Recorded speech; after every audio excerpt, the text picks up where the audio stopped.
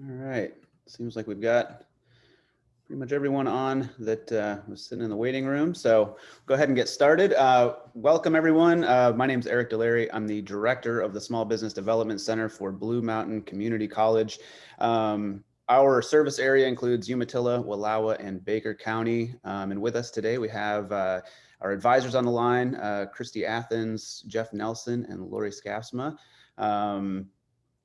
Everyone, we're going to stay muted for the duration of the call, but everyone is able to type into the chat any questions you may have. Our advising team is on to answer any questions they can in the chat. We also have Mike Short joining us from the Bank of Eastern Oregon. If you have any questions, as I said, type them into the chat. We'll make sure we can answer them. There's a fair amount to cover today. Jessica Newhall is the Associate Director with Clatsop SBDC, and she has put together the presentation for today. Marty Golden is also joining us as the District Director from the Portland District Office with the SBA. He'll be able to answer some questions as well. As I mentioned, keep yourselves on mute for right now. We may have time at the end to actually ask some questions, but I'll also go through the chat and kind of add anything to it that's been brought up. So yeah, without further ado, we'll let Jessica take over. And thanks, Eric. Hi, everyone. As Eric mentioned, I'm the Associate Director at the Clatsop SBDC, and I work closely with Eric and our other SBDCs throughout the state to provide advising and expertise around areas of complexity, and definitely the new federal stimulus is one of those. We're really here to help business owners understand how to navigate this complexity. And as Eric mentioned, this is, we're going to go through a lot of information today about the federal stimulus, but I'm also joined here by the exceptional Marty Golden from the Portland District Office of the SBA, and he and I will kind of tag team through this as questions come up. Of course, if you have questions, please put them into the chat and Eric will monitor them. And then at the end, we will go through the kind of common questions. We also have banking partners here who can kind of deal with more relevant banking questions and give a little bit of perspective on what you should be experiencing when you work with a lender on some of these programs. What we're going to cover today, we're going to cover kind of an overview of the federal stimulus, what's included in it. We're going to go through the Paycheck Protection Program, both the first and second draw loan programs and what you need to know. We're going to talk about the targeted EIDL advance. This seems to be an area where we're getting a lot of small business owner questions. We're going to talk about changes to PPP loan forgiveness and some other components that have come in with regards to kind of how you should be looking at financial planning with regards to the PPP. The employee retention tax credit, this is kind of a hidden gem in the stimulus, both retroactively as well as you look into the, kind of first 2 quarters of 2021. Some combination, allowances with the PPP and the employee retention tax credit. We're also going to talk about some new loan programs and some debt forgiveness and some exciting, new capital access opportunities through the SBA as part of the stimulus. The shuttered venue grants we'll just touch on. So just kind of going through what's in the stimulus package so that you have a broad understanding of what you should have on your horizon, and then get really into the specifics on some of these things that just keep popping up with our clients. Some caveats today, just this is like the legal mumbo jumbo disclaimers, but really just what is included here is what we know now. As you've seen, if you've experienced anything since the start of the pandemic, this is a fast moving situation. The Treasury Department, the SBA is kind of building this as it's flying. And so just, go into it with the knowledge that this can evolve. The good news is that most of the times we see these programs evolve, they tend to err in the favor, or the changes tend to be in the favor of the small business. We've seen experience expansions of forgiveness. We've seen expansions on, tax, orientation, some tax laws, things like that. But the likelihood is that programs will change. And especially with the change in administration, we potentially will see new programs that maybe dovetail from these. So just be aware that, while we, this is the information that, we've kind of well researched, it just can change. Those of us in the messenger seat, myself, Marty, Eric, all the advisors, the bankers, were in this messenger seat. And so just, we know that there's frustration with these programs. We know there's heartache. We know you are doing the best you can from a business owner perspective. And our job is to serve you. And at the same time, we can only serve you with what the tools that we have. So just have some grace as we navigate these things, because change is inevitable. So if you set yourself up to kind of go into that with that graceful mentality, you're likely to have a more success and less stress. Official information is only what's published by the government. So this is not, SBA, material. This is material that's been produced by the Small Business Development Center here at Clatsop County. Marty Golden is on the phone, as I mentioned, and or on the Zoom here with us, and he's going to provide information direct from the SBA. But he and I have done this collaboration before, and so we vet this information. But again, really you want to be turning to the documentation that's available on the SBA.gov website. And I will, at the end of this presentation, provide some links to those resources so that you know exactly where to go and what to refer to. And then again, always consult. You're making financial decisions for your business, so make sure you understand the broader implication of those and that you just have a plan. And this is going to come into play as we start to talk through how you can strategically use some of these programs to your advantage as we move forward. So we will just dive in. So what's in the federal stimulus bill? So this stimulus had a lot of benefit to the small business community. It was $325 billion in small business funding support. It included about $284.5 billion for the first and second round of the PPP. So refunding, adding additional funds to that first draw PPP and reopening that, and then creating this second draw PPP program.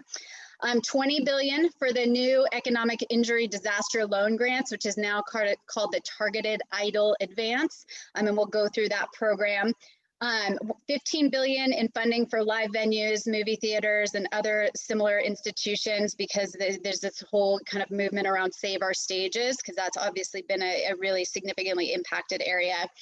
$3.5 billion for SBA debt relief. That's that 7A and 504 loan program, and I'll touch base on that.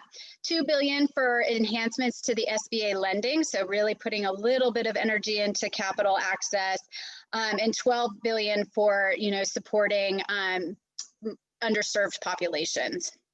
And $120 billion to unemployment assistance, which has been a big, at least I know in our region, a big benefit to the self-employed and independent contractors who've been able to access the federal unemployment assistance.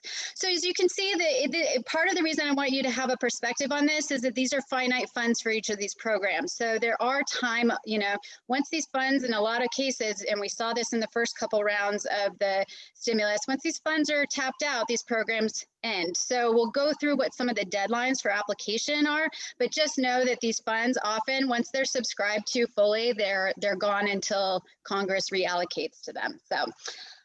So what we're going to talk about is kind of the core, we're going to start with the core program and get into the PPP first draw loan, because the PPP first draw loan provides the foundation for the PPP second draw loan program.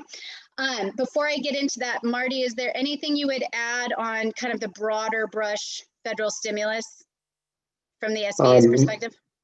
No, thanks I think that was a good overview. Thank you. Great. Okay, so getting into the whole premise of the purpose of the Paycheck Protection Program was to get people back into the workforce. It was to support companies who had employees or who were self-employed themselves, but to keep people in the workforce, keep payroll happening. And this did two things. One is that it allowed businesses to kind of manage that gap between revenue and payroll, but also it kept people, there's a fundamental goal around this to keep people out of the unemployment system and to keep them in the businesses and keep those businesses working and innovating and thinking, you know, and having access to be able to keep those people employed. So that kind of overall purpose helps, you know, give you a sense of what the Paycheck Protection Program is designed to do. It's designed to give you the capability to protect your employees' paychecks and pay your employees.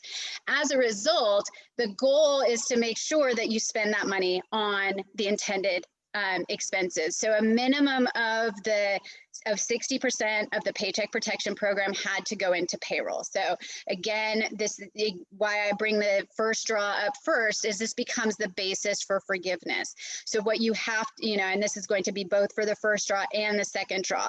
So you need to, these are forgivable loans. So basically what you'll do is you'll go to your bank and provide them some information that I'll go through in a minute, and they will give you a paycheck protection loan. And in essence, what they're saying is, we're going to give you this loan, but this loan, if you spend it on approved expenses, is going to be 100% forgivable. So basically it turns into a grant. And you have between an 8 to 24 week period to spend that money. And this is a change from the original Paycheck Protection Program.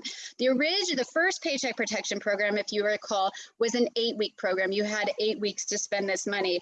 Then they expanded it that you could, if you got it in a certain time period, you could either use 8 or 24 weeks.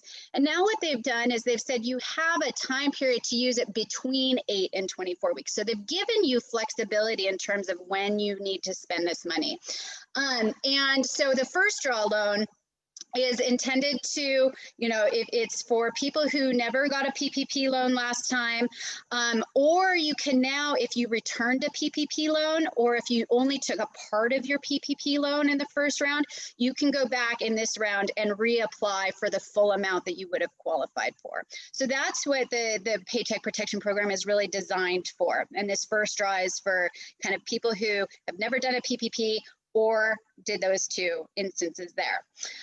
So PPP loan, as I touched on, it provides you with a certain amount of money, and that amount of money is based on your average payroll during 12 months prior to the loan, or in 2019, depending on what numbers you decide to use. And that you take the average over that 12-month period, or over 2019, and you multiply that by 2.5, up to 10 million, and that's your loan amount. And the goal is that you get that 100% forgiven. But if you decide that you can't spend, you know, if you just cannot figure out how to spend that in a way, or you don't, there's some caveats with the Paycheck Protection Program that you need to retain your full-time equivalent employment level and your compensation level to your employees. If you don't meet some of these criteria that come with that, how you spend that money, then it turns into a loan. And it's a 1% loan, 5-year amortization. You have until March 31st to apply for these loans. But again, as I mentioned in that first slide about, you know, the amount that's allocated to these programs, this is going to be first come, first serve. So these are until March 31st or until funds are exhausted. So this is not something you want to keep on the back burner of a, maybe I'll see if I need it. I would definitely get in line, definitely take this funding if you have, you know, any capacity to spend it. The qualification for the Paycheck Protection Program didn't shrink in terms of who can apply. It actually expanded. So there's some additional categories. So it's businesses, sole proprietors, independent contractors, nonprofits, et cetera, listed out here, but also now 501c6s like chambers of commerce can apply, certain types of news organizations and direct marketing organizations that were previously excluded from the PPP. You have to have 500 or fewer employees. Your net income for 2 years can't exceed 5 million, and you had to be in operation prior to February 15th. And this is a really key factor. This is not intended to be for new businesses. Even with the new stimulus, they did not change this. This is intended for businesses that were in operation prior to the 15th. So again, what can you use this on? You can use it over that 8 to 24 week period. You know, you have to spend out your loan. You have a minimum of 60% has to be spent on qualifying payroll expenses. So you need to spend it on those, at least 60% on qualified payroll expenses. And the rest of it can be used towards rent, covered mortgage interest, utilities, but they've also expanded it to where now you can use it for PPE, worker protection. So, you know, masks, sanitizer, the plexiglass screens, those kinds of things. You can also use it for software expenses. So things like your any sort of software subscriptions that you have, any cloud-based subscriptions. So things I've talked to people about are potentially their QuickBooks subscription, or if you have, if you run an inventory management program, those kinds of things are a lot covered expenses. Supplier costs, covered property damage. So this would be more, you know, if you're in an area that was potentially had some vandalism during this time, or some potential vandalism, you covered property costs. We have had questions about whether this could be retroactive. So maybe you've already put in your plexiglass, you've already bought PPE. The key with the Paycheck Protection Program is that it has to be spent in that time period up to 8, you know, over that 8 to 24 week period. So you can't retroactively say, okay, back in, you know, November, I retrofitted my whole restaurant and now I want to have my PPP loan pay for that. It has to be expenses that are incurred. And that's a key thing about filing for forgiveness, is that everything that you know, that you file for forgiveness on, whether it's a payroll expense or a covered operating expense, it has to be incurred after you receive the loan, okay? Up to 8 to 24 weeks. And so how much can you borrow? I went through this, you know, kind of did the math here, but this is again another diagram. So basically there's a list of what can be included in payroll to make up your average. And so you get up to 2 months of your average payroll cost from the last year multiplied by 2.5. So you basically identify what your average payroll cost is and you multiply that by 25, and that becomes your loan. Now, if you're self-employed and you don't have employees, or if you are an independent contractor or a partnership, you're going to use your net income. And this is key because it's not, you know, I think this is for some businesses where you try and get your net income to the smallest amount so that you don't have taxable income. That tends to, in these kind of situations, become a bit of a bummer because you won't have a lot of Schedule C or K1 income. And so, but that's how you're going to calculate this if you are an independent contractor or a self-employed. Basically, a Schedule C or a K1 business owner is that you're going to be looking at your net income and averaging that out and multiplying that by 2.5, and that will become your entire PPP loan, okay?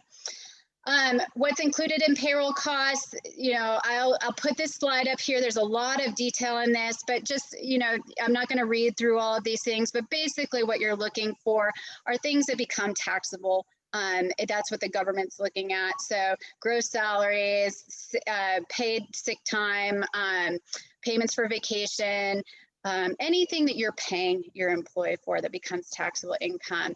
It does not include federal payroll taxes. So that's another thing. The other key thing in this is that you do not include, if you have independent contractors that you pay, you cannot include them in your qualification amount to get your payroll Paycheck Protection Program. Independent contractors are their own businesses. They can apply for their own PPP loan. Therefore, you do not include them in your PPP payroll calculation. Okay, so that, you know, I have a couple businesses that I've worked with that have run into that problem because they tend to hire independent contractors so that they can, you know, kind of manage their business in that way. And, you know, at the end of it, they didn't have a lot of payroll that they could use for this. So again, it's Schedule C income, K1 income. It's really that net income. Anything that's subject to self-employment tax is really the guidance there. So how you qualify, there's no credit check or collateral required for a PPP loan, first or second draw. No personal guarantee, though you are in the first draw Paycheck Protection Program, you're making a lot of personal certifications that you will use the funds as they are intended, that you need these funds because of economic injury. If you use these funds in the way that they're not intended to be used, if you buy a boat or a Maserati, or, you know, just like, you want to be careful about how you use these funds. Most cases, people aren't using them nefariously, but you just want to make sure that you get the adequate forgiveness. But there is this caveat that the government has to put in here that says that you could face criminal charges if you don't use it. But there's no personal guarantee. You have to say again that there's economic injury. And that's a slightly different for the second draw PPP. So what do you need to do to apply? There is a draft application on the SBA.gov website if you haven't looked at it. If but you are going, and it's a great tool to go in, look at, understand what's going to be required, but you're going to apply through your lender. So this would be either a lender that you find online or your banking partner that you work with. And we prefer, we encourage people to work with their existing banking partner.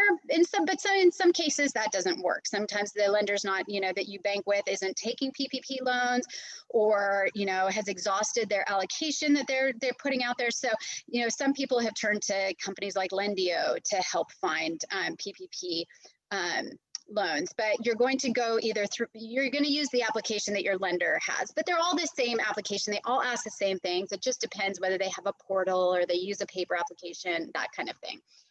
And then applications opened up on the 11th for certain types of banking or kind of community financial institutions. And then the rest of the other lenders have started, kind of the traditional lenders have started taking applications. And I've had some lenders it sounds like some individuals have already started being funded. I know that some of the folks that worked through the original round, through the community financial institutions, have already been funded, which is great to see this money flowing into the community. That's the basics of the Paycheck Protection, the first draw loan. Marty, anything you'd add on the first draw before we get into the second draw?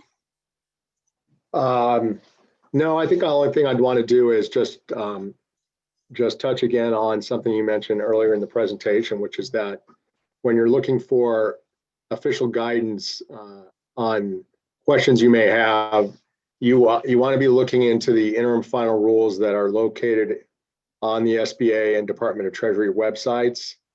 For the SBA, you can put in sba.gov/coronavirus or /PPP. I think Jessica says she has links to those, but those are the official guidance. Everything anybody else is telling you is basically their interpretation, but that's what it is. There isn't anybody who has been tapped as the expert and has all the answers to these questions. These regulations are being written on the fly, and so it behooves you as a business owner to be looking at those, even though they're relatively dense and they're not short. So that's what I want to say there. No, and I think that's a great reminder. So there is something called the interim final rules, which is kind of an interesting way of saying these are the final rules till they're not the final rules, and we revise the final rules. But they're a really good resource if you take the time to look through and understand some of the details on this program, because there are a lot of people out there who are trying to interpret this, us included, who are trying to provide information and help people navigate this, but the official word is what comes from the SBA. To that point, the good thing is right now, if you're looking at either a first draw or a second draw PPP loan, is there's a lot of great FAQ information on the SBA website. They've done a good job of compiling these frequently asked questions into distillable information that's helpful both to the business owner and the lender. So that's the first draw. So that's where you'd start. If a PPP loan is right for you and you didn't do it in the last round, definitely start there. If you already have a PPP loan from the first round and you've exhausted that, it doesn't mean that you have to have forgiveness approved, but it means that you've spent those funds and in the way that you were intended to do, and now you're ready to take a second draw PPP loan, okay? So the PPP loan is, again, intended to help through this next period, provide that payroll support, that payroll and approved expense support. It's available to businesses who've exhausted their first PPP. And again, these loans can be completely forgiven if you spend them on eligible expenses during that time period. Same thing as before with regards to how it will be calculated. So you're looking at 12 months prior to the loan, or 2019 or 2020. So that you have kind of three ways of looking at this in terms of that payroll calculation. So you want to look at the numbers that give you the best opportunity, and you'll multiply that by 2.5 again, unless you're in the accommodation and food services NACE code, and that number will begin with a 7.2. So if you're unfamiliar with how to find what NACE code you're in, or if you don't know whether you'd qualify, there's some great resources available. Typically I'm just sit down and Google with a client, tap room NACE code, and it comes up with a 7.2. And if you're in that 7.2 category, what they are saying is, we understand that that's a really significantly impacted category, especially here in Oregon. We're seeing that, with the extreme risk, high risk variability. And so they will, if you're in that NACE code, you get to multiply by 3.5. The maximum loan here is $2 million, so it's less than previously, but same loan terms. If forgiven, you have a 1% loan, 5-year amortization.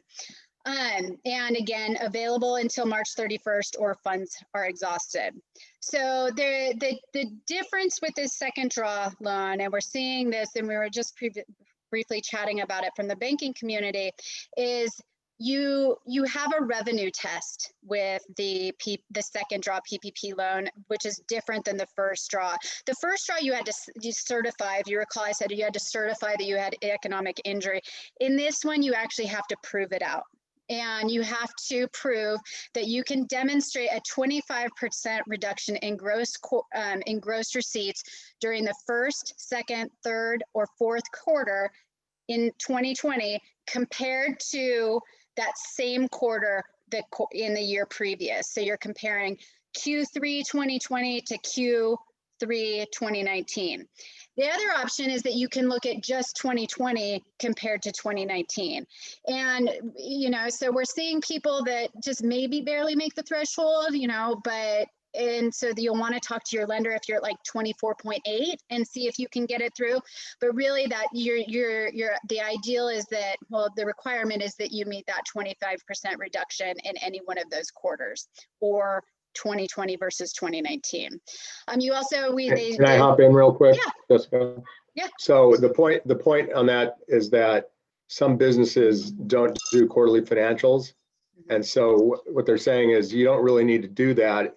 If you have annual numbers which suggest 25% reduction, they won't make you go to the trouble of doing quarterly numbers. If you don't have a 25% reduction on an annual basis, then unfortunately you're going to have to look at quarters at that point. That's a great clarification. Thank you. Yeah. They also reduce the size of business, so you need to have less than 300 employees. And if you're a franchise style business, or if you have multiple locations, just check the interim final rules, because there are some restrictions on that sizing as well. And again, same, there's no difference in terms of what you can spend this money on between the first draw and the second draw. So over that time period that there's that flexibility, you have to spend a minimum of 60% on qualified payroll expenses. You need to maintain your FTE and your compensation levels. And the addition to anything beyond that 60%, you can spend it on other forgivable expenses. And so, we'll talk about the employee retention tax credit, because unlike the first round, last year when we had the PPP, there is an opportunity to combine the PPP with the employee retention tax credits, which may really help you understand how you should spend your money on payroll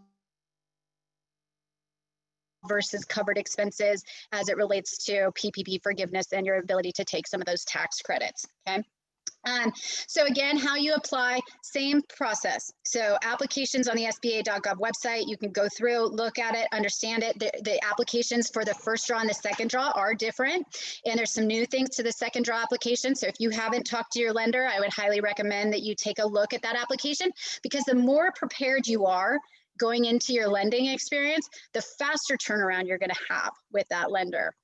And something to note on that documentation, if you're doing your second draw loan and you're using the same lending institution that you used for your first draw loan, and you use 2019 figures, so say you used your payroll information for 2019 for both your PPP1 and you're using that same data for PPP2, you do not have to provide new payroll documentation. So you should be able to have a fairly expedited process with your lender as you go into it.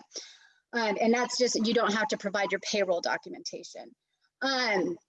Again, but you will need to provide some documentation for your gross receipts reduction. So making sure that you meet that threshold.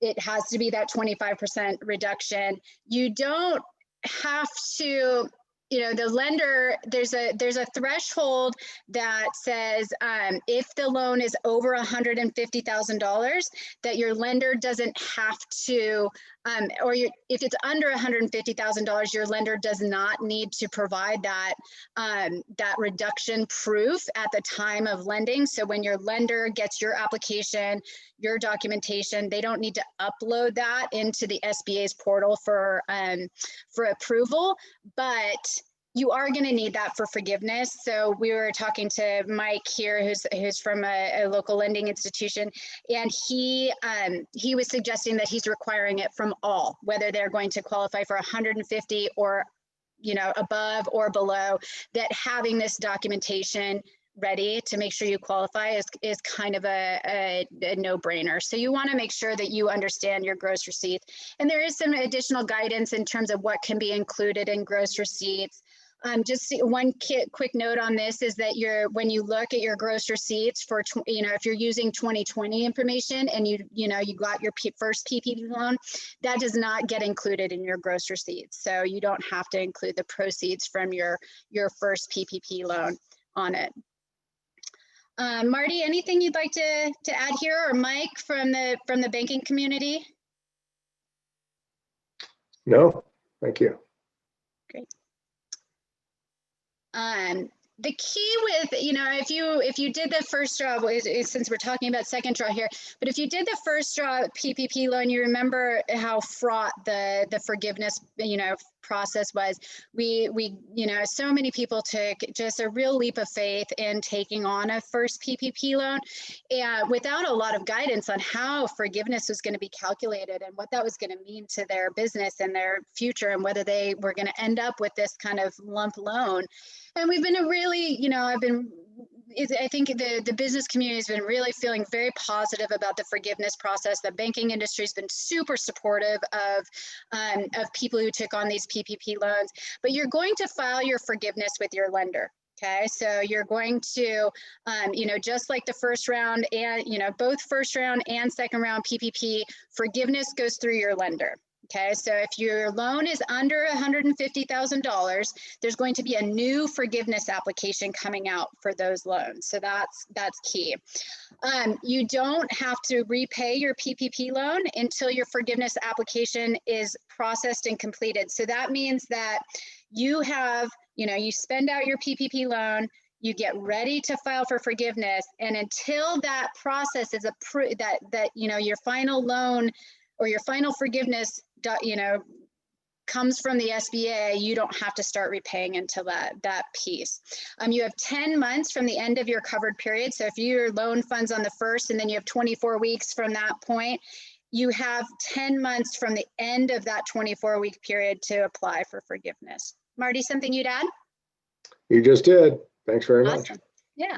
I always recommend talking to a bookkeeper and an accountant who's familiar. Once you take on these loans, make sure you just have a documentation process for how you're going to manage it, and how you're going to plan for forgiveness. And this is really key when you start to look at the PPP loan and the employee retention tax credit, if you're going to try and take advantage of that, because you want to have a good roadmap of spend. Okay. Actually, I think I'll just add something on that. Yep. So as Jessica mentioned, you have 10 months from the end of your covered period to apply for forgiveness. If you do apply for forgiveness, then it might be a while before you hear. The banks have 60 days to forward that application to the SBA, which in turn has 90 days to respond.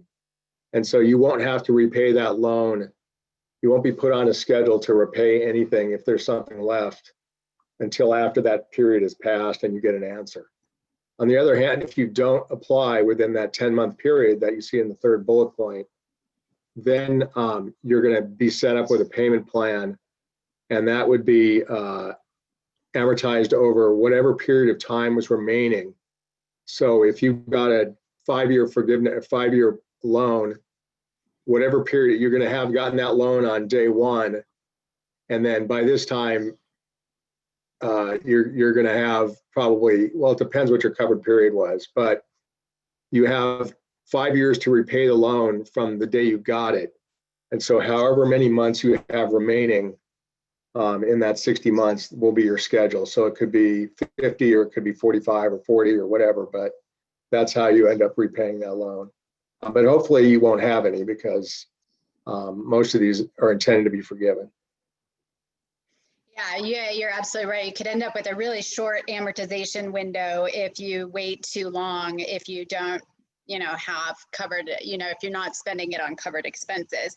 And I think to that point, I think it's about planning, and making sure that when you take a PPP loan, that you have a plan for how you're going to spend that. It's not about taking it. And I think we're going to see a little bit less of this concern now with the second draw and even with the first draw, because people are more familiar with this program. There's a lot more guidance out there about it.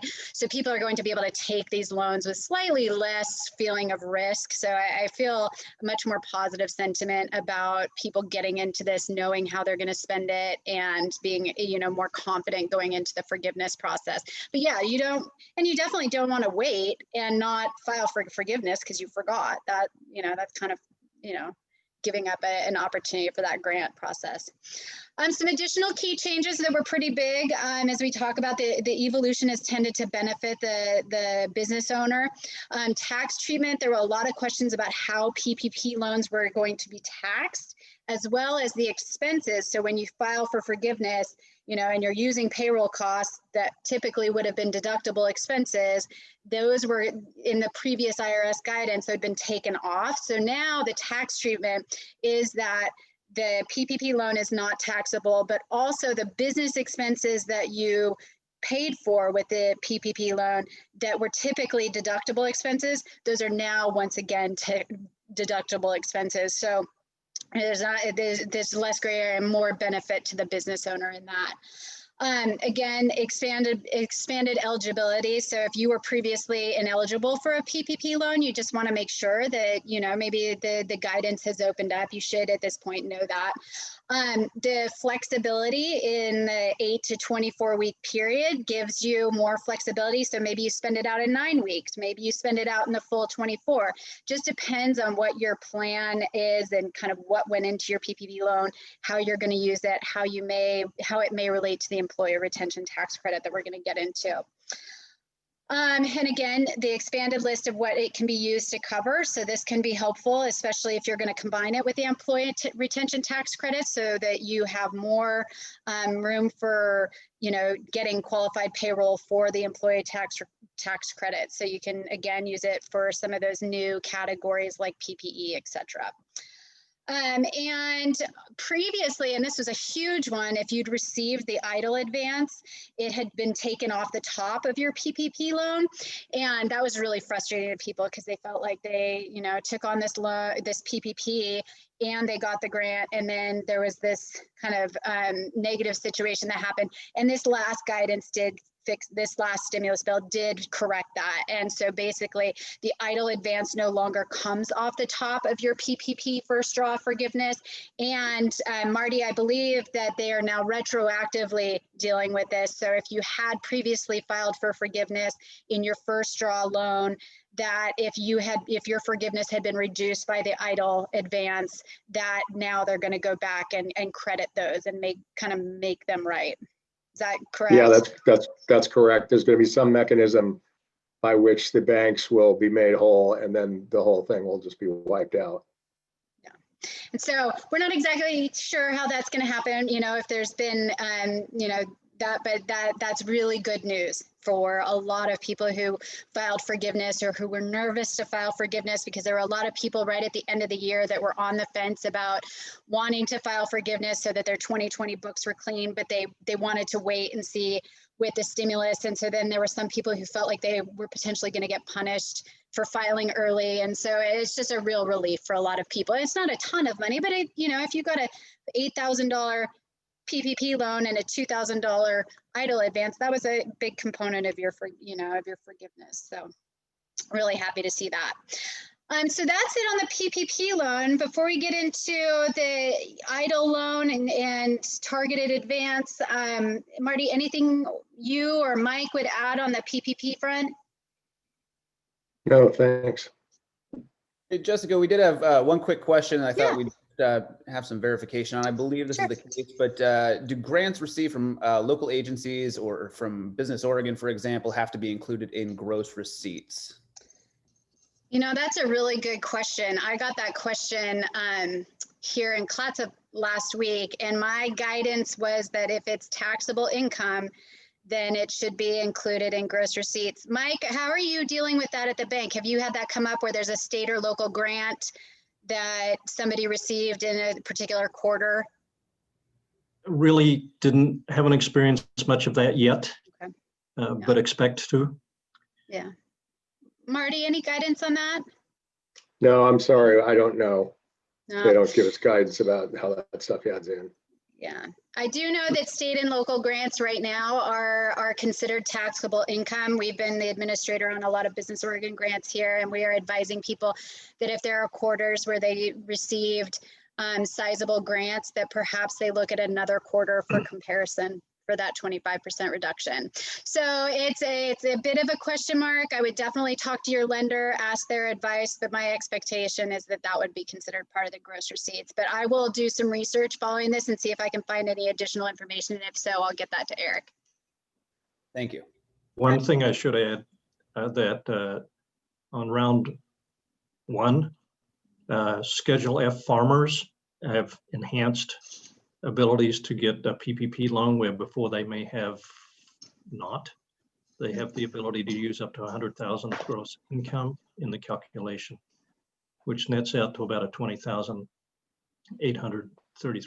PPP loan. And we're doing a lot of those, going back and doing a lot of those for round one farmers. Oh, that's great. Thank you for adding that. Great. Well, following from the PPP loan, the next program that we're talking about a lot is the EIDL loan and the targeted EIDL advance. So the EIDL loan, the economic injury disaster loan, is an SBA product that's been available in market. It's designed to support areas that are facing disaster. When the pandemic struck, this became kind of a program that it wasn't a brand new program, but it became a program that became widely available across the U.S. to small businesses that were impacted adversely by the pandemic. So it's a loan program direct with the SBA, whereas the PPP, you want to be absolutely talking to your lender and they're your partner on that. This is a direct loan with the SBA. So this is it's intended to be kind of a working capital loan to allow you to keep your business in operation. So where the PPP loan is really designed to focus, really enhanced on payroll, the EIDL loan is intended to provide you a broader reach of what you can, of business operating expenses can be used on inventory. It can be used on payroll as well. You just can't double dip, so you can't use idle funds to pay for PPP expenses, but that gets a little, I don't know why somebody would do that. And so the intention of this is to use it for operating expenses that you would have been able to cover had the disaster not occurred. It's good loan terms, you know, and we've had a lot of clients take on idle loans as, you know, working capital, as kind of emergency reserves. So it's 3.75 for businesses, 2.75 for nonprofits. It's a 30-year loan with no prepayment penalties or fees. There's no collateral required for loans under $25,000. Above that, there are collateral requirements that are detailed out on the SBA.gov website. But you can apply for this. This has continued to be open throughout the pandemic. You know, in the original iteration, this first few days of the pandemic, the portal went through some changes, as you know. I mean, just the amount of people that were applying for emergency assistance was overwhelmed. But now this is a really stable program and has been very beneficial to companies. So as you're looking at, you know, your business and your cash flow, and you're doing your forecasting and looking at what the approved expenses are that you could have with an idle loan, this is a good option for folks. But again, it can only be used for working capital and normal operating expenses. It's not intended to pay off, you know, if you bought a business, pay off your, you know, the person that you bought the business from. It's not intended to really, it's also not, it's not a business growth. It's not a capital investment loan. So you're not getting this to go out and buy all brand new equipment. You're not, you know, this isn't intended to help grow your business. It's intended to help sustain your business. Marty, anything you'd add on the idle loan side? Just that it has been extended till 12/31/2021. Perfect. So it never shut. I guess maybe it shut for a week or two, but it's been extended to, I think actually it was previously extended to 3/31. But in any case, this remains open. PPP loans are available until March 31st. The idle program remains open all the way through December 31st. Great. And then as part of the stimulus, we saw something that, you know, if you look back at that original funding I talked about, there was you know, in the allocations, there was something called the Targeted Idle Advance, or the EIDL Grant. And if you recall from the original EIDL program, there was an EIDL Grant program that when you went to apply for your EIDL loan, or you just went to apply for the advance, you know, because it did have a couple different application iterations. What the original program did is it provided $1,000 per reported employee.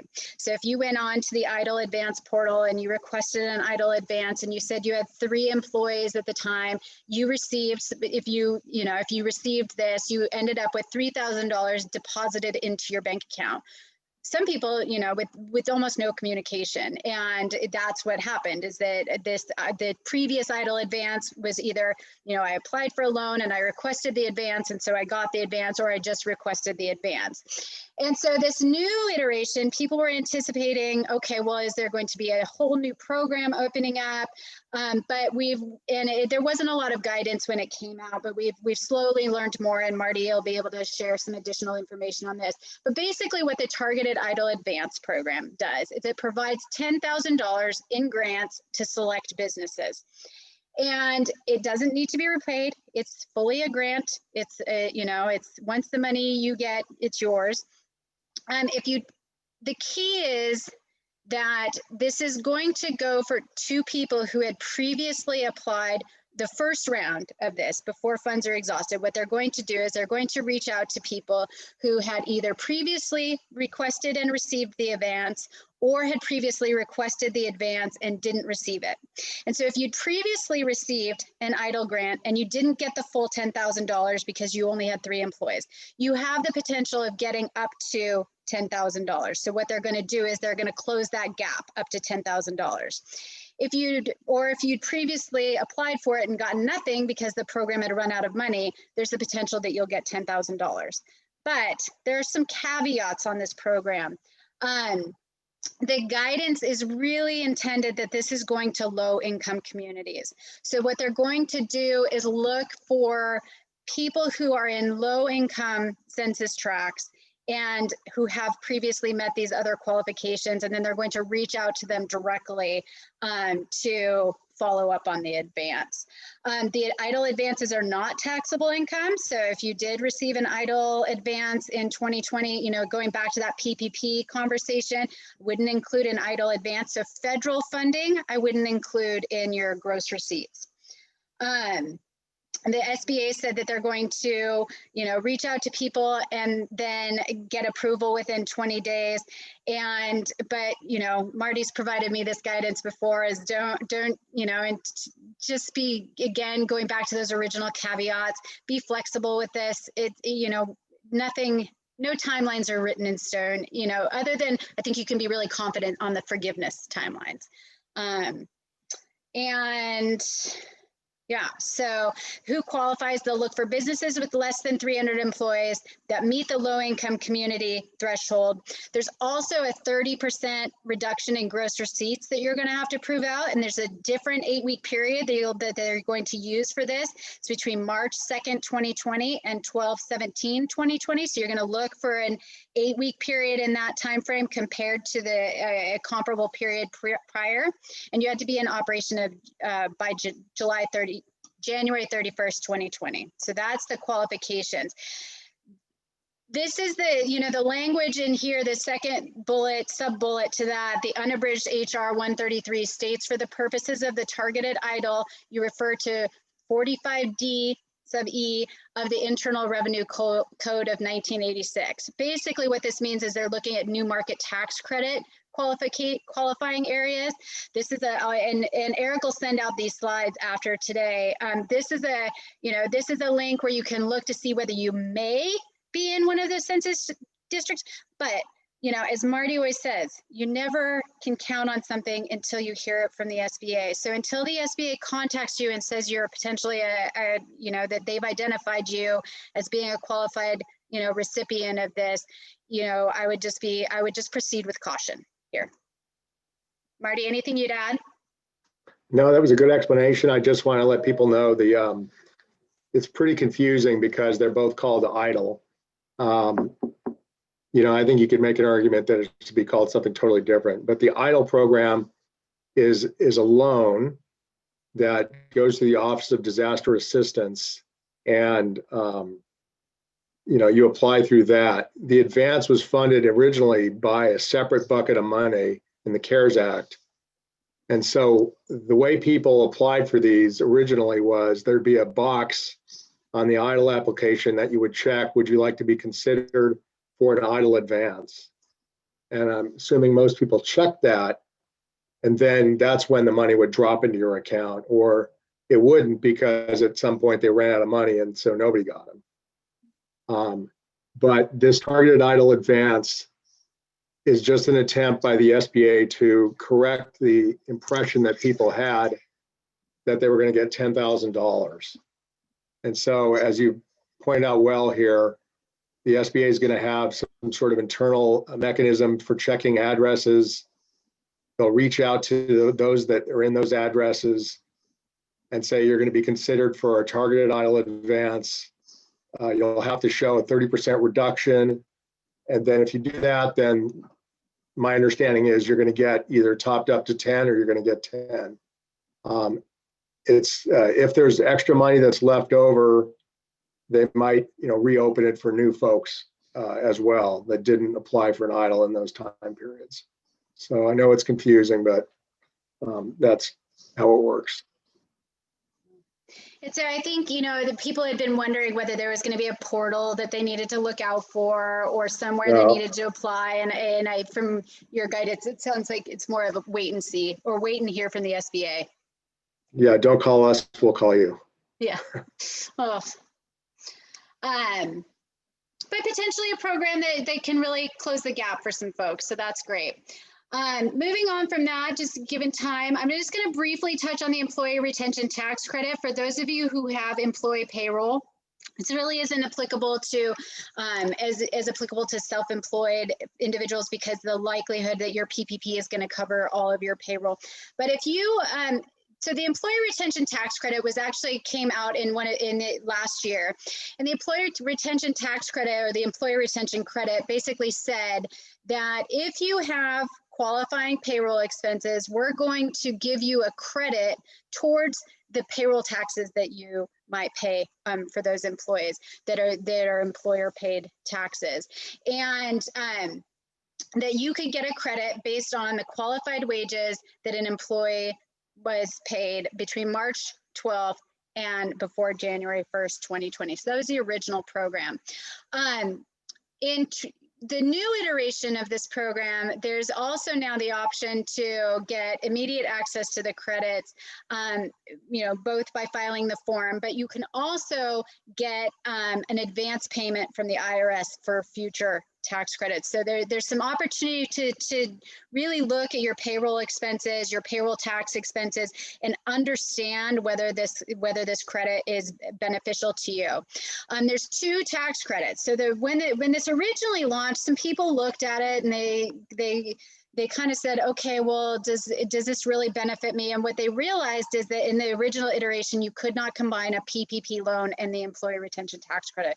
They were not allowing you to combine those. And now they are saying that you can take both a PPP and get the employee retention credit. So if you took a PPP loan and you had taxes that you paid in the original period, so last year, you could potentially qualify for the employee retention tax credit for last year. There are some qualifications that you need to meet, less than 500 employees for the first period, that last year's period, and then you had to have some pretty steep revenue reductions. So the original program was a little bit harder to qualify for, and it was 50% of up to $10,000 in qualifying wages, so you could get up to $5,000 per employee. In the new period, so this is only going to be available for this quarter we're in and next quarter, and who knows what will come out of the new administration and future legislation. But right now, this quarter and next quarter, you want to be watching this tax credit because you could get up to $14,000 per employee. So you get up to $7,000 a quarter in employee retention credits of payroll taxes. You have to meet some thresholds, but they're not there's smaller businesses, less than 100 employees. But you don't have to have that super steep revenue decline. It's actually it's a 20% decline, which is probably more in line with some businesses being able to qualify. So you want to talk to your CPA about this, especially if you're getting a second draw PPP loan, because you want to be doing planning. So a lot of people just said, okay, well, I'm going to spend 100% of my PPP loan on payroll and I'm going to get that forgiven. But there may be an opportunity here where you can use that expanded list of qualified non-payroll expenses and have that, have some money left over in your payroll to qualify for these expenses, because you can't get the credit on the expenses that you pay for out of the PPP as well. There's no double dipping here. So you just want to watch that. But potentially an option if you have a larger payroll. This could really benefit you. I'm seeing restaurants being able to take advantage of it, that kind of business. Just quickly talking about some new incentives. We've got a few little things to go through left.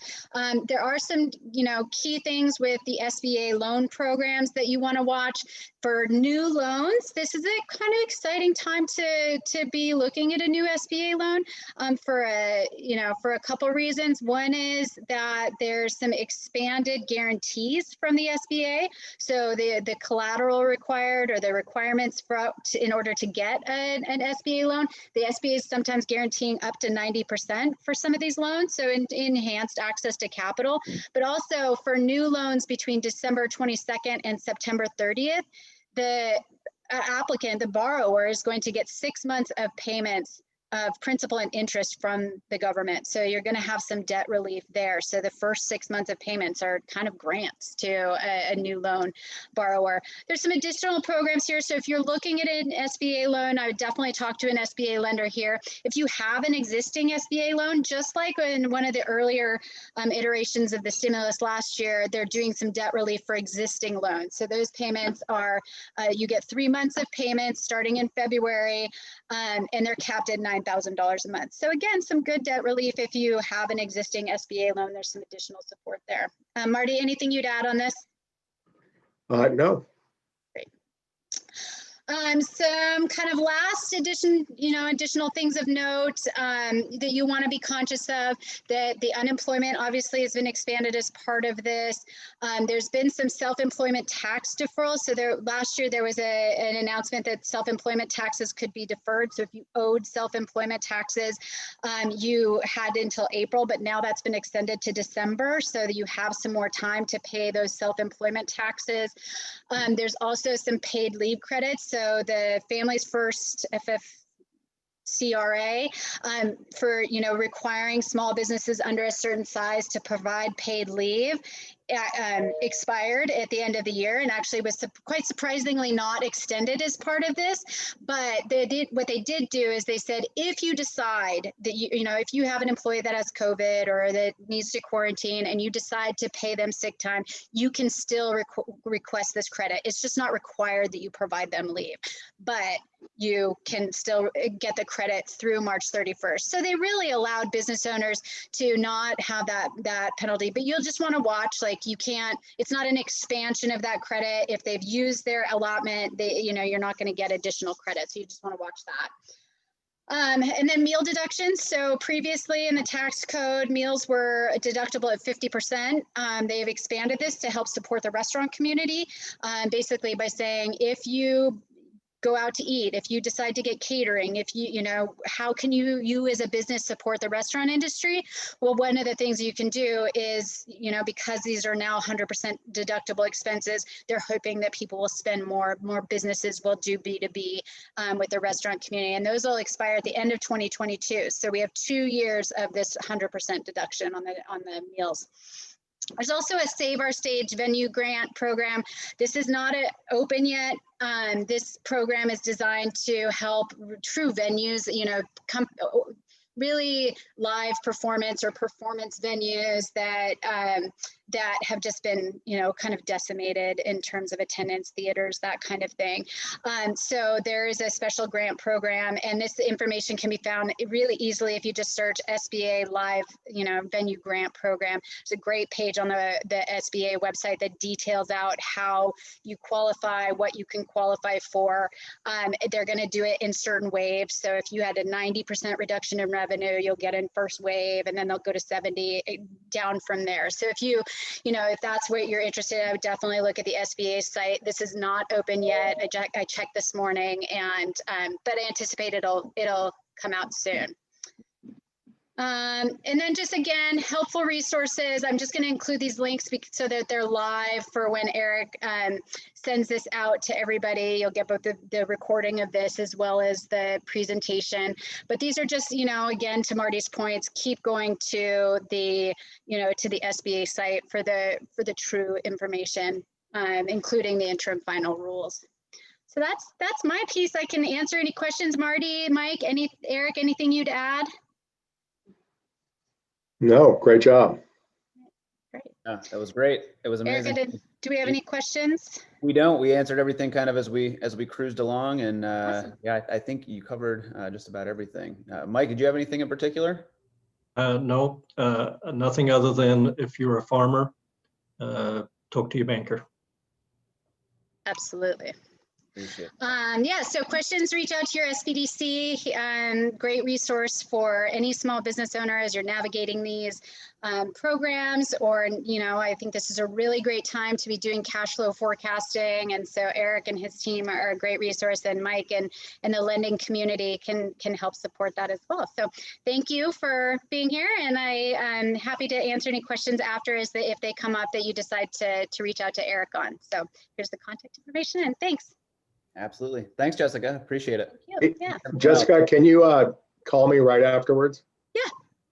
Okay, thanks. You have my number? Yeah. Well, thanks. Okay. Thanks. Thanks, everyone. Have a great day. Have a great day.